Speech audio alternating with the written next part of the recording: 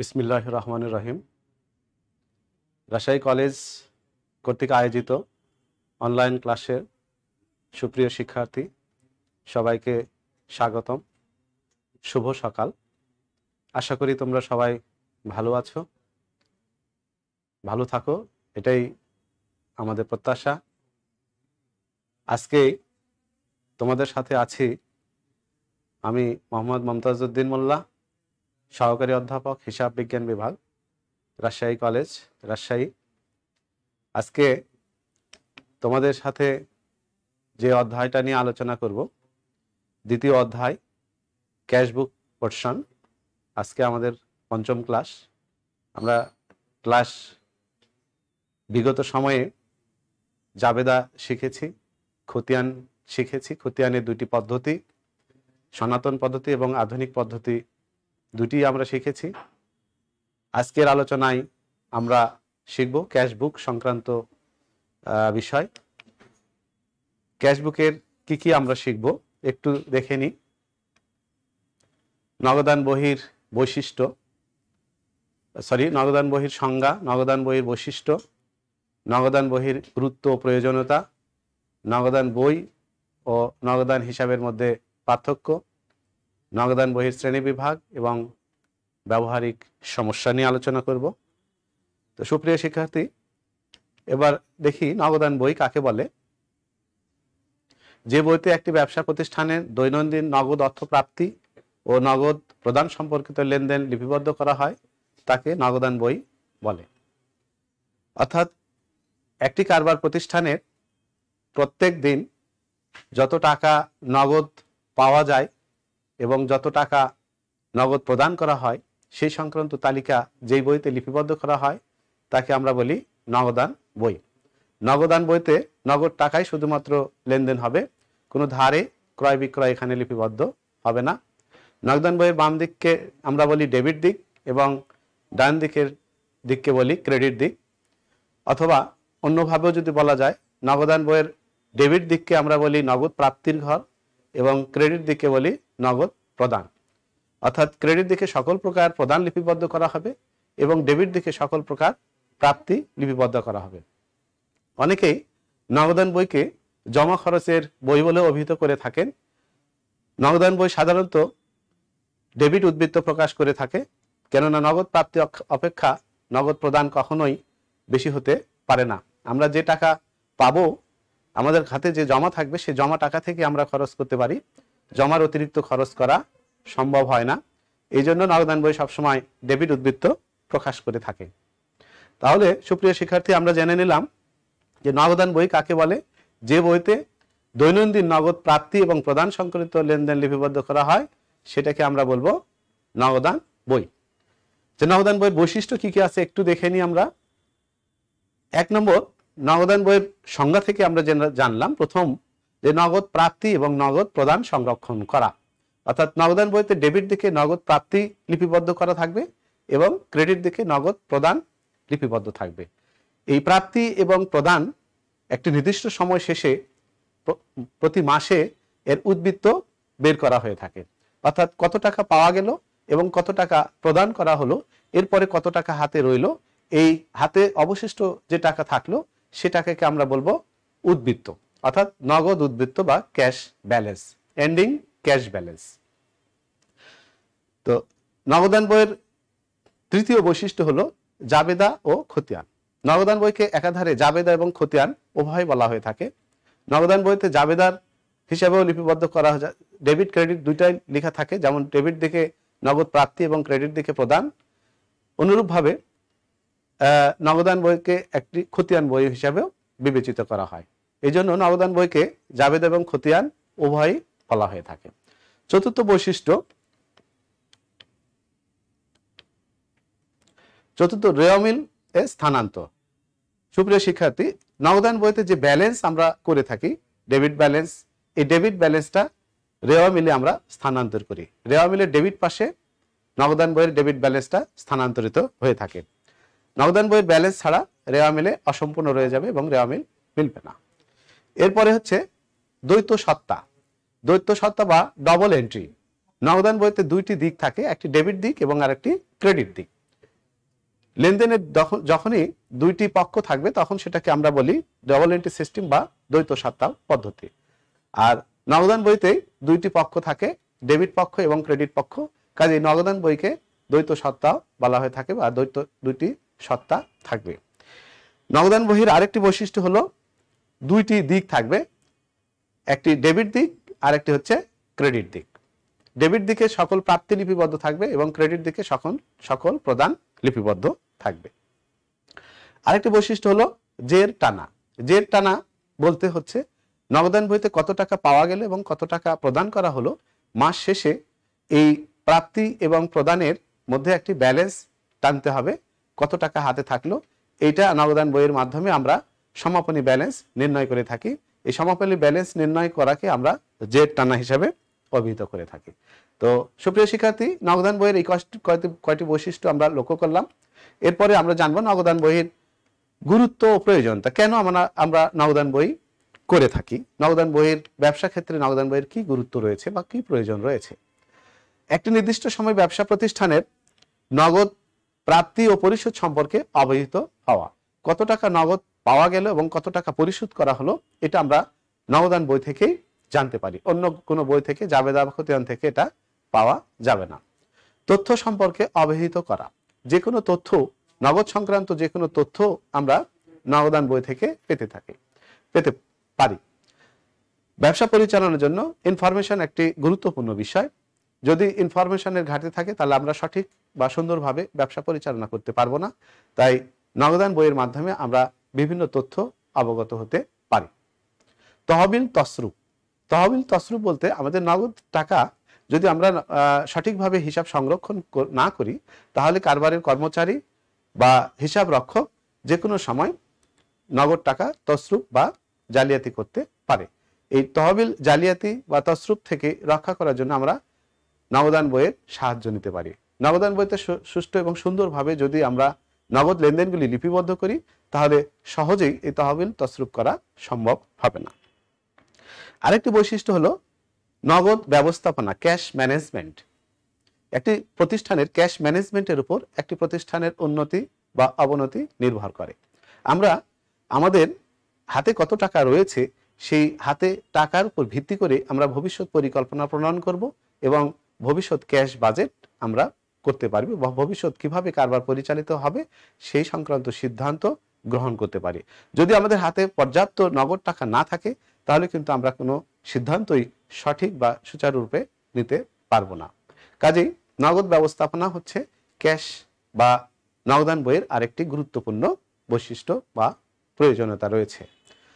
আর অলস অর্থের ব্যবহার, আইডল মানি যেটা কারবারে থাকবে সেটা নগদান বইয়ের মাধ্যমে আমরা জানতে পারবো যে কারবারে কতটুকু আইডল মানি রয়েছে, অলস অর্থ রয়েছে, এর যথাযথ এবং সঠিক ব্যবহার আমরা নগদান বইয়ের মাধ্যমে করতে পারবো। নগদ লেনদেনের সত্যতা যাচাইকরণ, অর্থাৎ নগদ সংক্রান্ত যে লেনদেন সংগঠিত হয়েছে সে লেনদেনগুলি কতটুকু সঠিক বা সঠিকতা রয়েছে তা আমরা নগদান বইয়ের মাধ্যমে সঠিক এবং সুন্দরভাবে যাচাই করতে পারবো। পৃথক খতিয়ান নিষ্প্রয়োজন, নগদান বইয়ের জন্য কোনো আলাদা খতিয়ান রাখার প্রয়োজন হবে না, আমরা নগদান বইয়ের মাধ্যমেই সমস্ত নগদ টাকা তথ্য জানতে পারবো। অভ্যন্তরীণ নিয়ন্ত্রণ ব্যবস্থা, ইন্টারনাল কন্ট্রোল যেটা বলা হয়, অর্থাৎ কারবারের যে সমস্ত কর্মচারী রয়েছে সেই সমস্ত কর্মচারীদেরকে নিয়ন্ত্রণ করার জন্য মালিক পক্ষ ক্যাশ বুকের মাধ্যমে তাদেরকে নিয়ন্ত্রণ করে থাকে। অর্থাৎ ক্যাশ বুক যখন কোনো মালিক পক্ষ বা ব্যবস্থাপনা কর্তৃপক্ষ ক্যাশ বুক সঠিকভাবে যাচাই বাছাই করবেন তখন ক্যাশ বুকে কোনো ত্রুটি বিচ্যুতি রয়েছে কিনা সেটা তারা জানতে পারবেন। ফলে কারবারের কর্মচারী যারা রয়েছে বা যারা ক্যাশ সংরক্ষণ করেন তারা এই ক্যাশটা সঠিক এবং সুন্দরভাবে নিয়ন্ত্রণ করবেন, জাল জুয়াচুরি বা জালিয়াতি থেকে তারা অনেকটাই নিজেদেরকে সচেতন রাখবেন। আর মালিক পক্ষ এই অভ্যন্তরীণ নিয়ন্ত্রণ ব্যবস্থার মাধ্যমে কারবারের সঠিক এবং সুষ্ঠু উন্নয়নের দিকে ধাবিত হতে পারবেন। তো এবারে আমরা জানবো যে নগদান বই এবং নগদান হিসাবের মধ্যে পার্থক্য কি। আমরা গত ক্লাসে নগদান হিসাব খতিয়ানে দেখিয়েছিলাম নগদান হিসাব অর্থাৎ জাবেদা থেকে কিভাবে খতিয়ান করা যায়। খতিয়ান করতে গিয়ে আমি পরপর দুইটি ক্লাসে নগদান হিসাব বা নগদান খতিয়ান তৈরি করেছিলাম। তো আজকে যে ক্লাসটা সেটা হচ্ছে নগদান বই। তো নগদান বই এবং নগদান হিসাবের মধ্যে কি পার্থক্য রয়েছে সেটা আমরা এক নজর একটু দেখে নিই।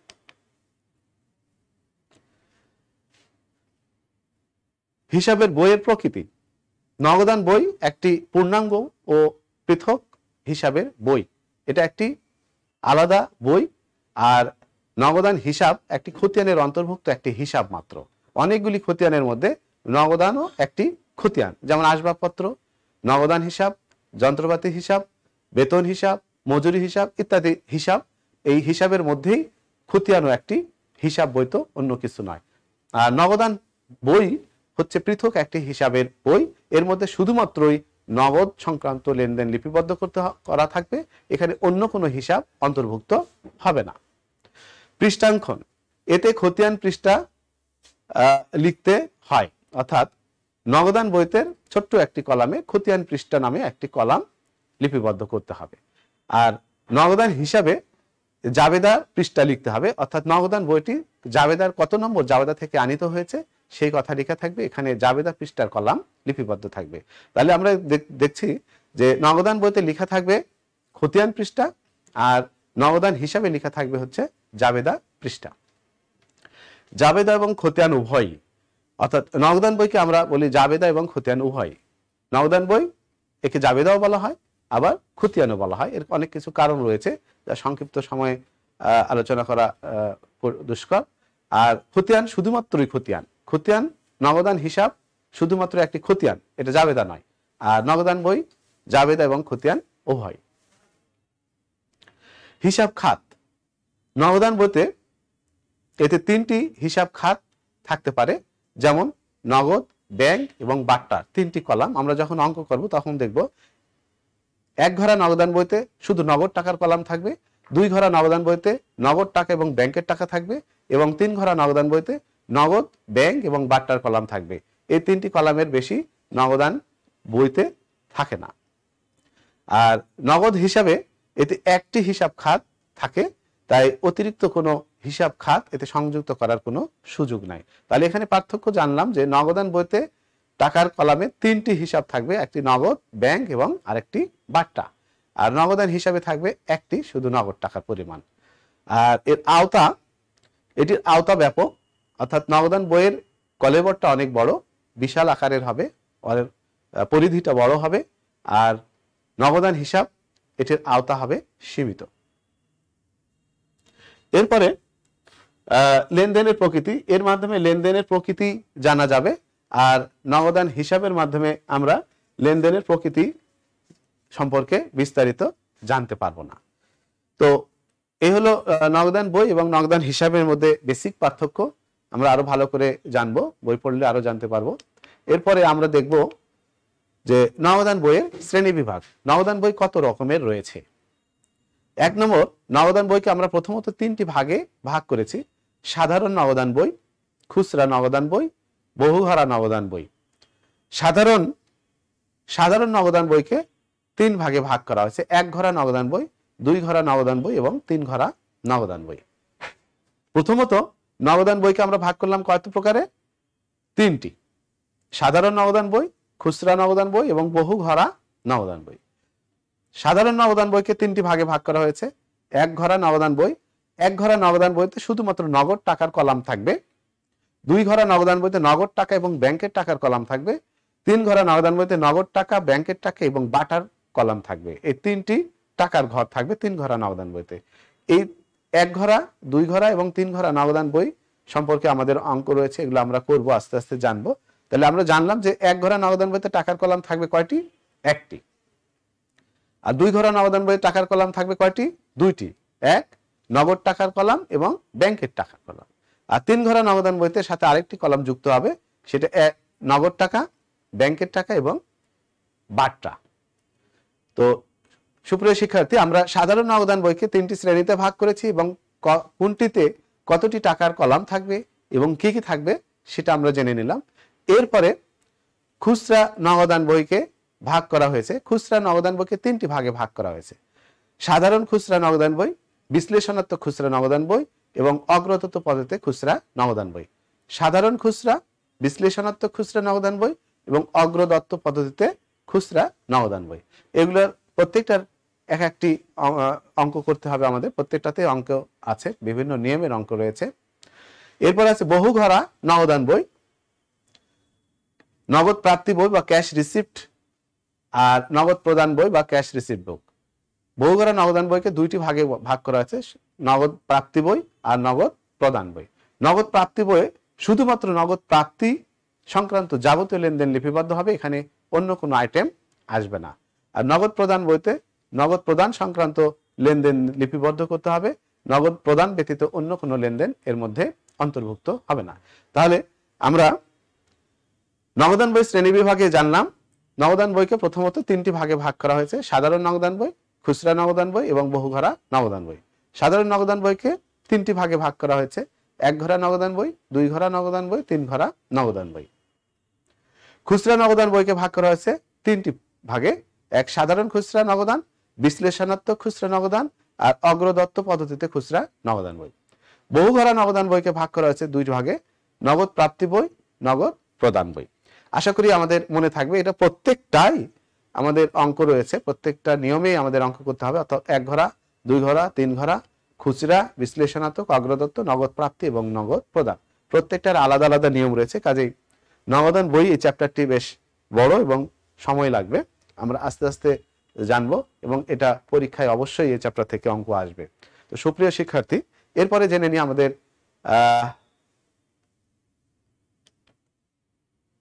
এক ঘরা নগদান বইয়ের ছকটা আমরা একটু দেখে নিই। এক ঘরা নগদান বই আমরা কিভাবে অঙ্কন করতে পারি। প্রত্যেকটি নগদান বইয়ের আলাদা আলাদা ছক রয়েছে এবং সেই ছক অনুযায়ী আমাদের অঙ্ক সমাধান করতে হবে। এক ঘরা নগদান বই একটু খেয়াল করি। নগদান বইয়ের ডেবিট দিক এবং ক্রেডিট দিক থাকবে। ডেবিট দিকে তারিখ, প্রাপ্তি সমূহ, রসিদ নম্বর, খতিয়ান পৃষ্ঠা, টাকার পরিমাণ, 1, 2, 3, 4 5টি কলাম থাকবে এক ঘরা নগদান বইতে। ঠিক তদ্রূপ ক্রেডিট দিকে থাকবে তারিখ, প্রদান সমূহ, ভাউচার নম্বর, খতিয়ান পৃষ্ঠা এবং টাকার পরিমাণ।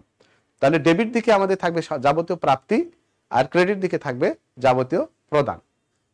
আর এই ছোট দুটি কলাম রসিদ নম্বর এবং খতিয়ান পৃষ্ঠা আর ভাউচার নম্বর এবং খতিয়ান পৃষ্ঠা, এগুলো একটু মনে রাখবো। বাম দিকে হবে রসিদ নম্বর আর প্রদানের সময় যে ভাউচারে প্রদান করেছি সে ভাউচারের নাম্বার এটা থাকবে।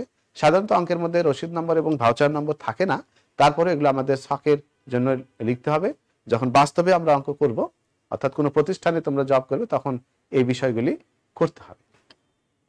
এরপরে দুই ঘরা নগদান বই একটু খেয়াল করি, সবকিছু ঠিক থাকবে। এই টাকার পরিমাণের জায়গায় নগদ টাকার সাথে আরেকটি কলাম যুক্ত হবে, সেটা হলো ব্যাংকের টাকা। এই টাকাটা হচ্ছে নগদ টাকার পরিমাণ, আর এখানে এসে নগদ টাকার সাথে আরেকটি টাকা যুক্ত হবে, সেটা হলো ব্যাংকের টাকা। অনুরূপভাবে ক্রেডিট দিকেও নগদ টাকার পরে ব্যাংকের টাকাটা যুক্ত হবে। তাহলে এখানে যতগুলি এক ঘরাতে যতগুলি ঘর রয়েছে তার চেয়ে একটি করে ঘর বেশি হবে উভয় দিকে, অর্থাৎ ডেবিট দিকে একটি, ক্রেডিট দিকে আরেকটি। এরপরে আসি আমরা তিন ঘরা নগদান বই। তিন ঘরা নগদান বইতে টাকার ঘর থাকবে কয়টি? তিনটি, যেটা আগেই আমি বলেছি, নগদ টাকা, ব্যাংকের টাকা এবং বাট্টা।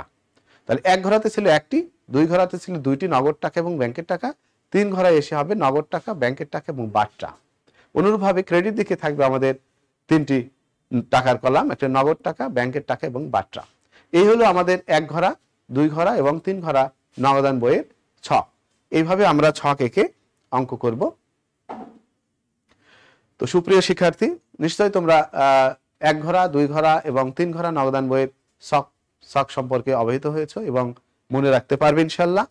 আমরা এরপরে দেখি আমাদের কি আছে, ব্যবহারিক সমস্যা। আমরা একটা অঙ্ক এখানে সেট করেছি, এই অঙ্ক থেকে আমরা কিছু সমাধান করার চেষ্টা করব।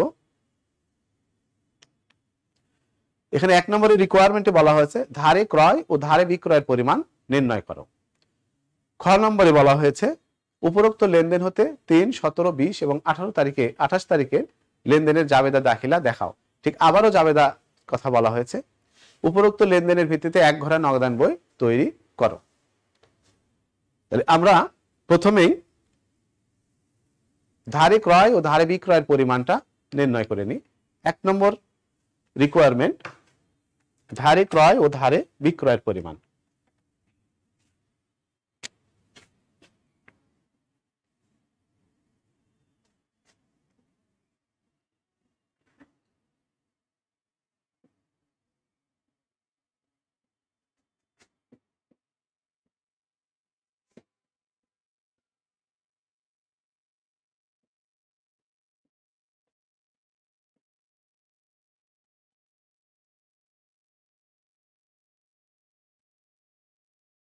আমরা প্রথমে ধারে ক্রয়ের পরিমাণটা জেনে নিব, তারপরে ধারে বিক্রয়টা নির্ণয় করব।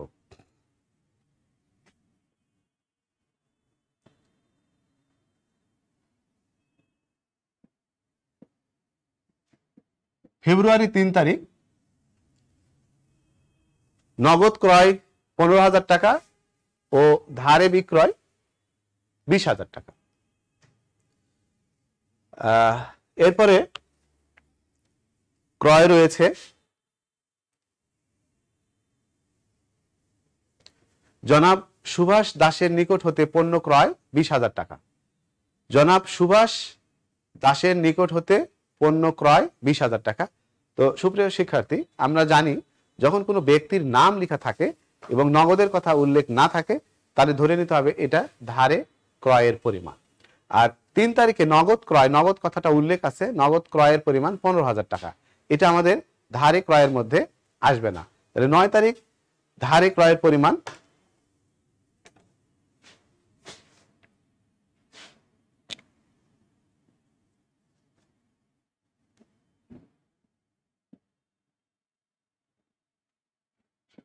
জনাব সুভাষ দাস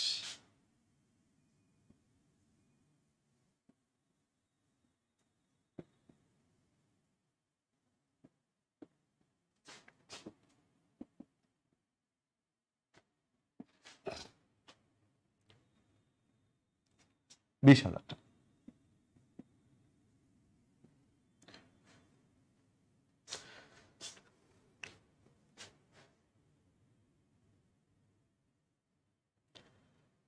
এরপরে ধারে বিক্রয়ের পরিমাণ নির্ণয়।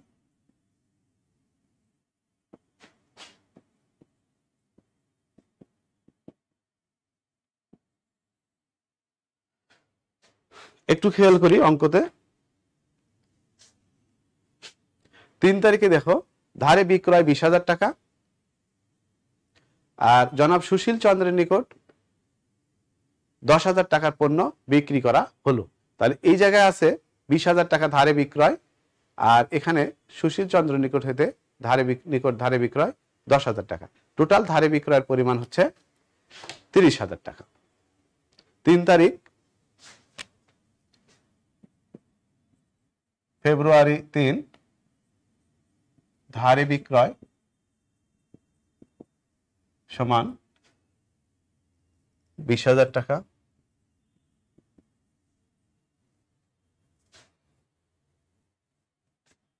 ফেব্রুয়ারির 6 সুশীল চন্দ্রের নিকট ধারে পণ্য বিক্রয় 10,000। 6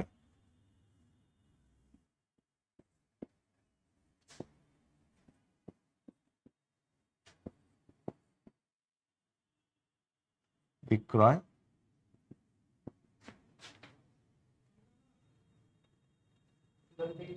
10,000 টাকা।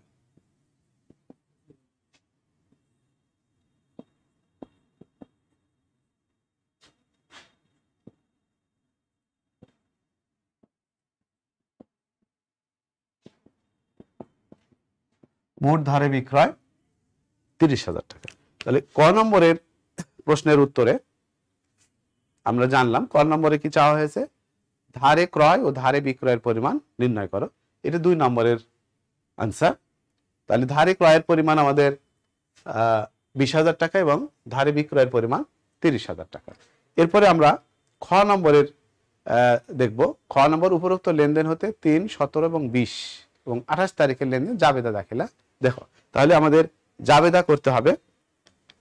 অঙ্কে আসি।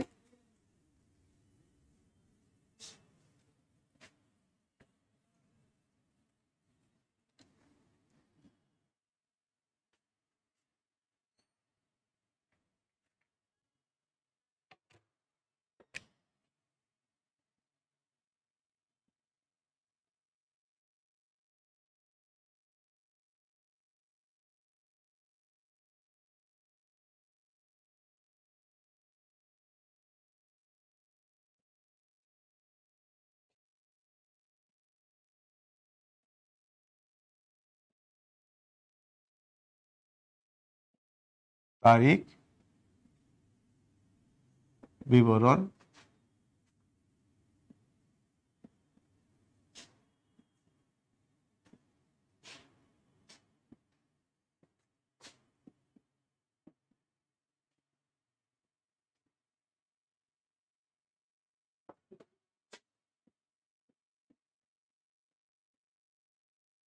জাবেদা।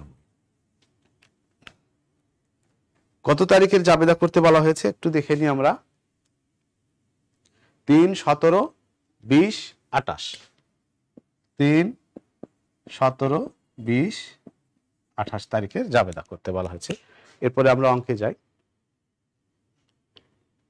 3 তারিখে নগদে ক্রয় 15,000 টাকা এবং ধারে বিক্রয় 20,000 টাকা। তাহলে ফেব্রুয়ারি, এখানে ফেব্রুয়ারি 3 নগদে ক্রয়, নগদে ক্রয় করলে জাবেদা হয় ক্রয় হিসাব ডেবিট,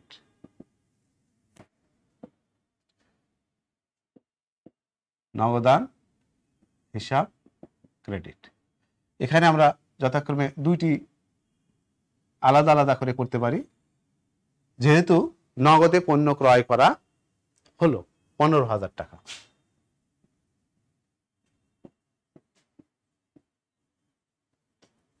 এ বি দিয়ে করতে পারি অথবা একসাথেও আমরা করতে পারি। আরেকটা আছে ধারে বিক্রয়ের পরিমাণ। ধারে বিক্রয়ের জাবেদা হবে প্রাপ্য হিসাব ডেবিট,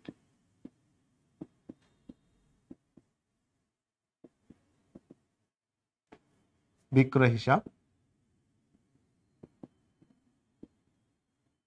ক্রেডিট। যেহেতু ধারে পণ্য বিক্রি করা হলো, টাকার পরিমাণ 20,000 টাকা।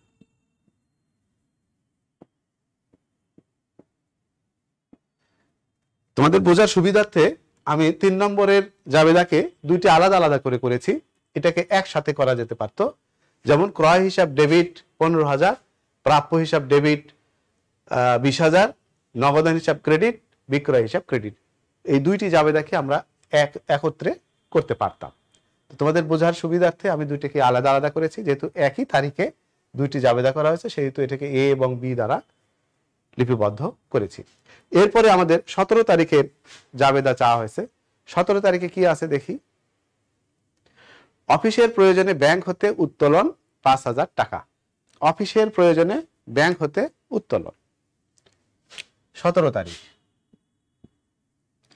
যদি আমরা অফিসের প্রয়োজনে ব্যাংক থেকে টাকাটা উত্তোলন করি, তাহলে দেখো টাকাটা অফিসের ক্যাশ বুকে জমা হবে, পক্ষান্তরে ব্যাংক থেকে টাকাটা কমে যাবে। তাহলে এই জন্য জাবেদা হবে নগদান হিসাব ডেবিট,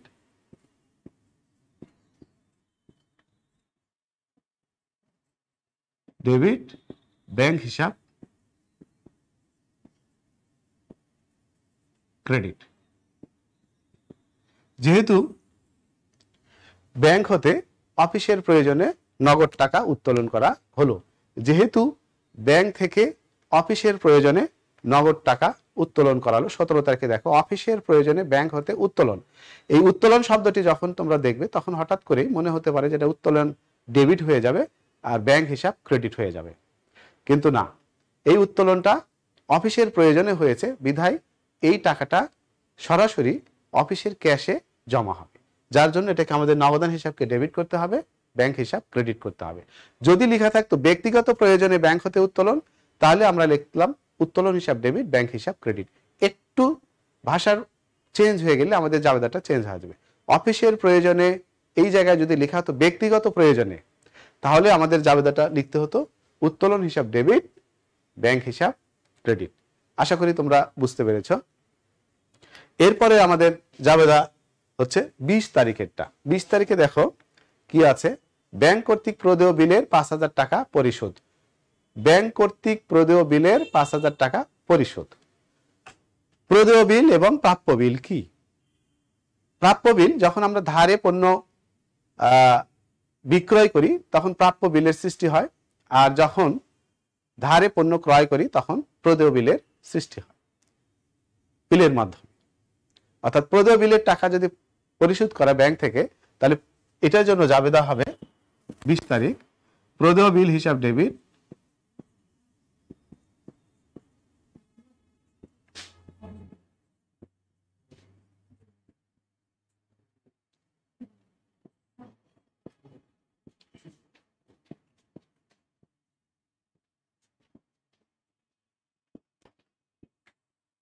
প্রদেয় বিল হিসাব ডেবিট, ব্যাংক হিসাব ক্রেডিট। এটার ব্যাখ্যায় আমরা লিখব, যেহেতু ব্যাংক কর্তৃক সরাসরি প্রদেয় বিলের টাকা পরিশোধ করা হলো, যেহেতু ব্যাংক কর্তৃক সরাসরি প্রদেয় বিলের টাকা পরিশোধ করা হলো। এরপরে আছে 28 তারিখ, মুক্তারের নিকট হতে প্রাপ্ত চেক ব্যাংকে জমা দেওয়া হলো 5,000 টাকা। আচ্ছা, এগুলো টাকার পরিমাণ আমি লিখিনি। 17 তারিখ হচ্ছে 5,000 টাকা,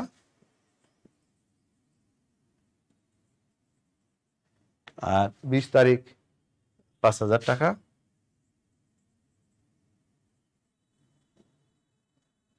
28 তারিখ,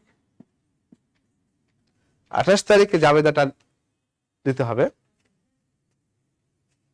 মুক্তারের নিকট হতে প্রাপ্ত চেক ব্যাংকে জমা দেওয়া হলো 5,000 টাকা। ব্যাংকে যখন আমরা চেক জমা দিব তখন ব্যাংক হিসাব ডেবিট হবে, ব্যাংক হিসাব ডেবিট।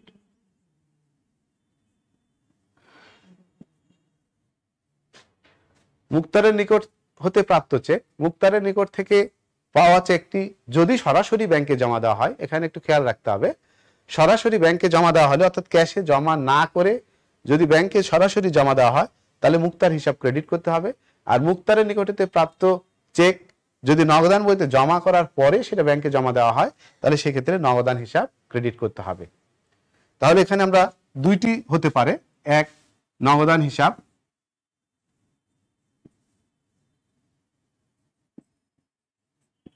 হিসাব ক্রেডিট টাকা 5,000,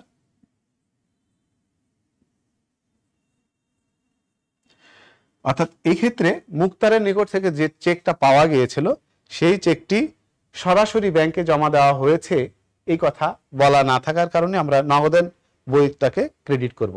কারণ যখন মুক্তারের নিকট থেকে চেক পাওয়া যাবে সেই চেকটা অবশ্যই আমরা ক্যাশ বুকে আগে জমা করব। ক্যাশ বুকে জমা করলে সেই ক্যাশে ডেবিট করা হয়েছিল, এখন সেই ক্যাশ বুক থেকে যদি আমরা ব্যাংকে টাকাটা চেকটা জমা দিই তাহলে ব্যাংক হিসাব ডেবিট হয়ে যাবে আর নগদান হিসাব ক্রেডিট করতে হবে। যদি উল্লেখ থাকতো যে মুক্তারের নিকট হতে প্রাপ্ত চেক সরাসরি ব্যাংকে জমা দেওয়া হয়েছে তাহলে আমরা লিখতাম ব্যাংক হিসাব ডেবিট, মুক্তার হিসাব ক্রেডিট। অর্থাৎ একটি ওয়ার্ড চেঞ্জের কারণে আমাদের জাবেদাটা চেঞ্জ হয়ে যাবে,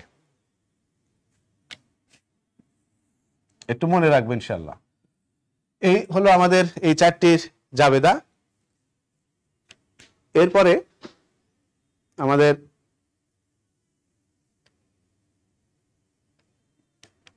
করণীয় হচ্ছে উপরোক্ত লেনদেনের ভিত্তিতে এক ঘরা নগদান বই তৈরি করো। এক ঘরা নগদান বই তৈরি করতে হবে।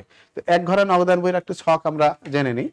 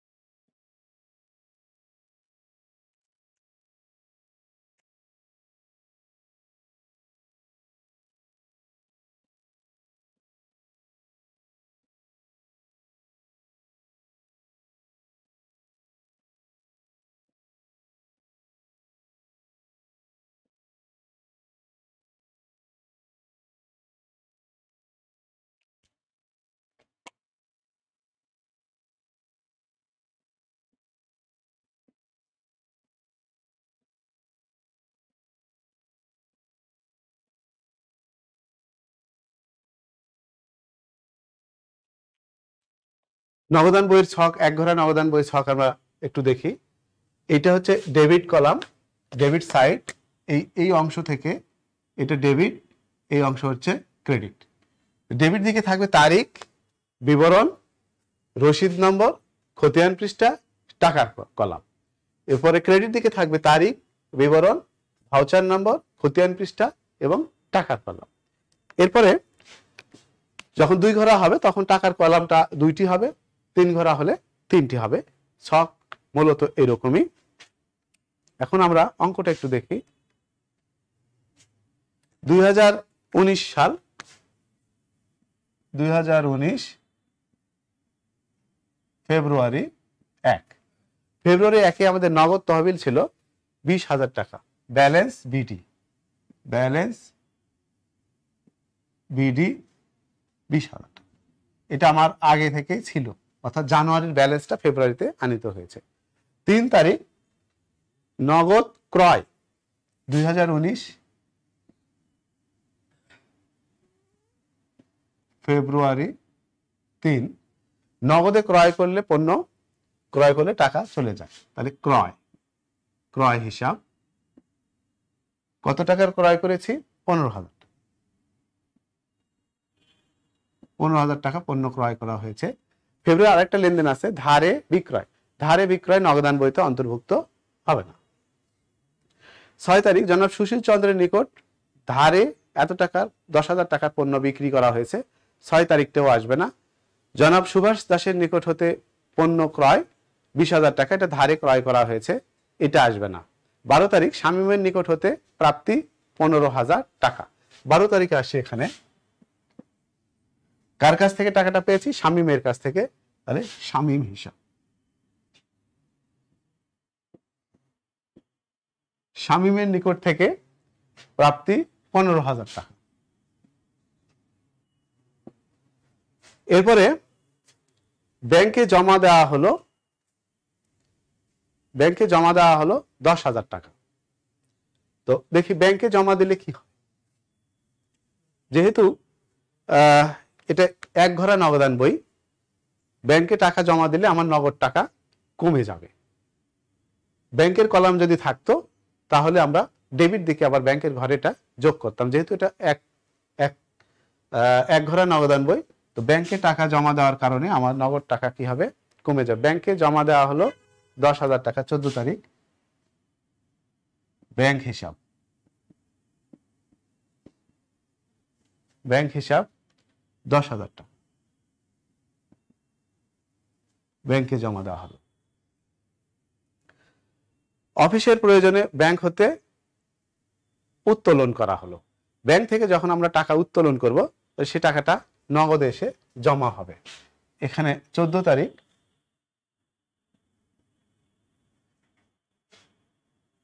নগদান হিসাব ডেবিট, ব্যাংক হিসাব ক্রেডিট। এখানে আমরা লিখব ব্যাংক হিসাব কত টাকা? 5,000 টাকা।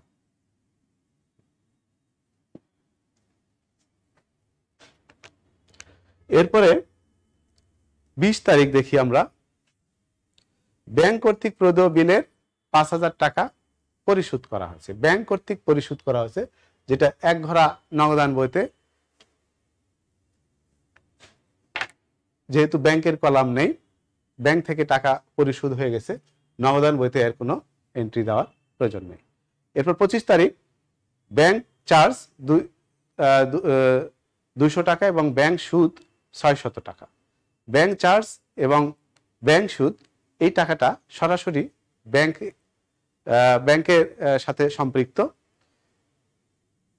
বেতন পরিশোধ করা হলো 8,000 টাকা 27 তারিখ।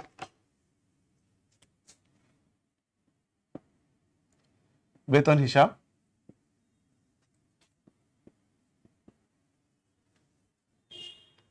8,000 টাকা। মুক্তারের নিকট হতে প্রাপ্ত চেক ব্যাংকে জমা করা হলো। ব্যাংক হিসাব ডেবিট, নগদান হিসাব ক্রেডিট যদি করি তাহলে এখান থেকে নগদ টাকা কমে যাওয়ার কারণে আমাদের ব্যাংক হিসাব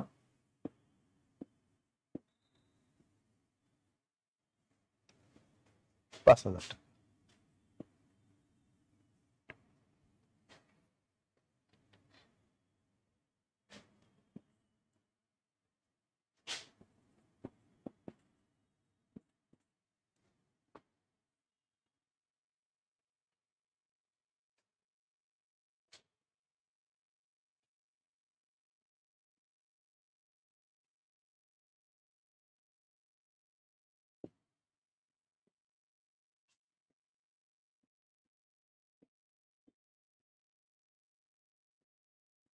ব্যালেন্স সিডি 12,000 টাকা, অর্থাৎ নগদে আমার হাতে ব্যালেন্স থাকলো 12,000 টাকা। এই হলো আমাদের এক ঘরা নগদান বই। জাবেদা থেকে আমরা খতিয়ানে নগদান বইতে লেনদেন লিপিবদ্ধ করলাম। তো সুপ্রিয় শিক্ষার্থীবৃন্দ, আমাদের আগামী দিনে আমরা 2 ঘরা নগদান বই শিখব, তারপরে পর্যায়ক্রমে 3 ঘরা নগদান বই, খুচরা নগদান বই, নগদ প্রাপ্তি এবং নগদ প্রদান লেনদেনগুলি আমরা নগদান বই থেকে কিভাবে হিসাবভুক্ত করা হয় সেগুলি শিখব। আমরা প্রথমেই আবারও বলে নিচ্ছি যে নগদান বই কাকে বলে, নগদান বই বৈশিষ্ট্য, এর প্রয়োজনীয়তা কি, কেন নগদান বই আমরা করে থাকি, নগদান বই শ্রেণী বিভাগ, নগদান বইকে কত শ্রেণীতে ভাগ করা হয়েছে, 1 ঘরা নগদান বই, 2 ঘরা নগদান বই, 3 ঘরা নগদান বই, তারপরে খুচরা, সাধারণ খুচরা, অগ্রদত্ত পদ্ধতি খুচরা নগদান বই, নগদ প্রাপ্তি এবং নগদ প্রদান, এই শ্রেণী বিভাগটা আমরা জেনে নিব। এবং প্রত্যেকটা শ্রেণী বিভাগ অনুযায়ী আমাদের আলাদা আলাদা অঙ্ক করতে হবে, আলাদা নিয়ম রয়েছে। এই নিয়মগুলি আমরা বাসায় একটু প্র্যাকটিস করব, তাহলে আমরা অঙ্ক শিখতে পারবো ইনশাআল্লাহ। সবাই ভালো থাকো, সুস্থ থাকো, সবার সুস্বাস্থ্য এবং মঙ্গল কামনা করে আজকের মতো শেষ করছি। আবারও দেখা হবে। আল্লাহ হাফেজ।